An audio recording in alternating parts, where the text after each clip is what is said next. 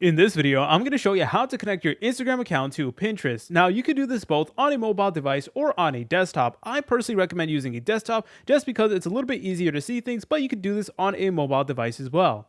So what you want to do is you want to head over to Pinterest like you normally would. Make sure you are signed in. Then go to the bottom left and select on Settings and Support.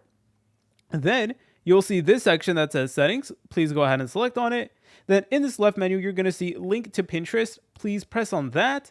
And then from there, you're able to go ahead and actually connect your Instagram account. So you can press over here where it says claim, and then it is going to prompt you to log into your Instagram account.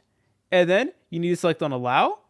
And then that is basically going to connect the two together. So my Instagram account is now being connected over to Pinterest. And then it's actually automatically going to create a new board for your Instagram post. So that there is pretty useful. And you could also determine whether you want to publish posts from the last 90 days, 180 days, the last year, or nothing. That's 100% up to you. Then just go ahead and press on next.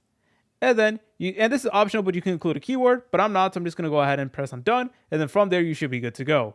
If you guys found this video helpful, make sure to leave a like and subscribe. I'll see you in the next video.